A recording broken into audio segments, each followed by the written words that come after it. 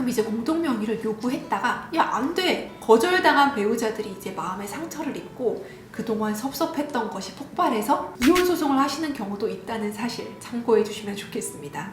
안녕하세요. 이혼 상담은 한 변호사에게 이상한 변호사 한승미입니다. 이혼 사유로 경제적인 문제가 제일 크다는 사실 아시나요? 황혼 이혼을 결정하시는 어머님들의 가장 결정적인 이혼 사유가 거의 100% 돈입니다. 바람 피고 때리는 건 참아도 돈으로 유세 부리는 건 도저히 못 참겠다는 말씀들 하세요. 생활비 끊었다가 이혼 소송 당하는 분들 꽤 많습니다. 남녀 불문하고요. 그리고 늙어서 바람을 피면요, 사실 나 귀찮게 하지 않아서 좋은데 재산 탕진하다가 우리 자식한테 줘야 될 돈 남편이 다 날려먹을까봐 걱정돼서 이혼해야겠다는 분들도 많이 계십니다. 이혼 소송에서요, 미성년 자녀가 있는 경우를 제외하고는 결국 돈 문제가 핵심인데요. 위자료든 재산 분할이든 돈을 많이 받고 싶어 하는데 부부가 같이 먹고 살다 보면 네 돈, 내 돈 구분하는 게 참 어렵습니다. 오늘은요, 이혼 전문 변호사인 제가 알려드리는 결혼 중 재산 관리 비법에 대해서 공개해 보겠습니다.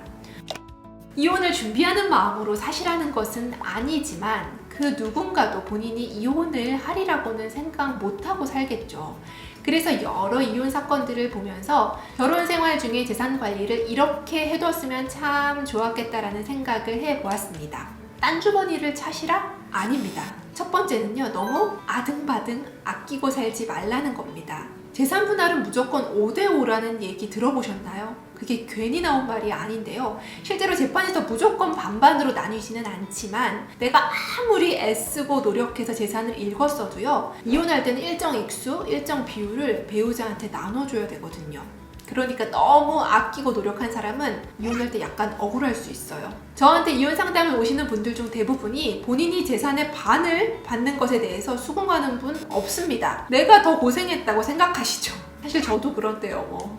그래서 그런지 재산 분할의 비율은 점점 더 판결로 받는 경우에는 5대5의 비율 사건이 많아지는 것 같습니다.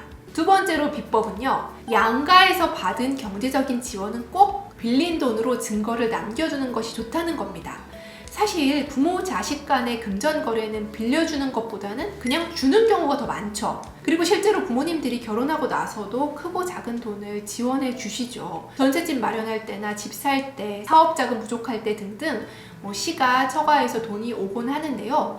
근데 막상 부부가 헤어지게 되면 그렇게 우리 부모님, 상대방 부모님에게 받은 돈이 재산 분할 대상에 포함이 돼서 나눠 갖게 되는 사태가 발생을 합니다. 그래서 그러한 경우를 미리 예방하려면 또는 빌린 돈으로 명확하게 빼두려면요, 부모님에게 받은 돈은 차용증을 작성하시고 꼭 계좌이체로 받고 제일 중요한 건 뭐냐면 다달이 이자를 적절하게 드리라는 겁니다. 그 정도는 되어야 부모님이 주신 돈이 아니라 빌려주신 돈으로 인정되어서 부부 공동재산에서 그 돈이 제외될 수 있거든요. 세 번째, 혼인생활 중 재산관리 팁은요, 혼인생활 중 거래 내역은 나중에 이혼할 때는 거의 다 드러날 수 있다고 생각하시고 의심 거래 자제하셔야 합니다. 예를 들면요, 배우자랑 상의하지 않고 친정이나 자신의 본가에 돈을 보내든가 또는 불법 투자를 한다든가 하는 거는 자제하는 게 좋습니다. 왜냐하면 이혼 소송을 하게 되면 혼인기간 중 상당한 시간 동안에 은행 거래 내역을 전부 다 열어볼 수 있습니다. 배우자 계좌 내역을 보고 싶어서 이혼 소송을 해보겠다는 분도 실제로 있어요. 그러니까 배우자한테 당당히 얘기하지 못할 거래들은 하지 않는 것이 상책입니다.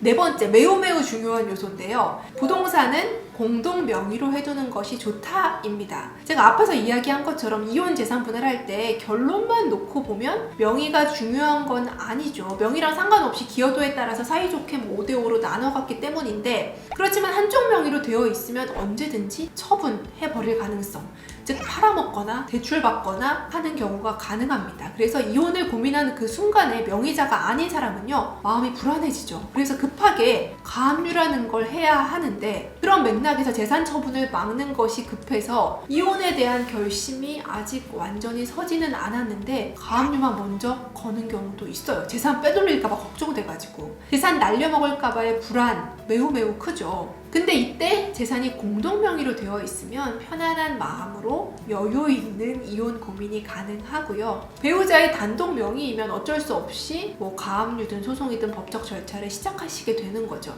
세무적으로도 세법적으로도 부부 공동명의가 좋지만 혹시나 하는 이혼 소송을 대비하기 위해서도요. 공동명의가 좋다는 사실 명심하시기 바랍니다. 물론 반대로 본인 단독 명의로 다 갖고 있는 분은 고민이 없으실 수도 있겠죠. 두 분이 100년회로 하실 거라면 배우자와 공동명의 해두는 것이 서로를 믿고 인정한다는 상징적인 의미가 있으니까 더더욱 공동명의가 좋습니다. 가끔 이제 공동명의를 요구했다가 야, 안 돼! 거절당한 배우자들이 이제 마음에 상처를 입고 그동안 섭섭했던 것이 폭발해서 이혼 소송을 하시는 경우도 있다는 사실 참고해 주시면 좋겠습니다. 부부는요, 경제 공동체가 될 수밖에 없는데 계산하기 시작하면 끝도 없고 서로의 경제 상황을 완벽히 공유하는 것도 너무 힘든 시대입니다. 특히 맞벌이도 점점 많아지니까 생활비를 각출해서 정확히 공동 비용을 지출하고 한 가정의 경제를 따로 관리하는 부부도 많아지고는 있지만 한 집에서 먹고 자고 쓰고 애들 키우는데 정확한 계산이 어렵죠. 예컨대 아이를 더 돌보는 사람이 생활비 조금 덜 부담하고 이런 계산이 될까요? 그렇기 때문에 어느 정도 부부 사이에서는 신뢰와 용인이 전제되어야 한다는 사실을 명심해 주셨으면 좋겠습니다. 끝까지 시청해 주셔서 감사합니다.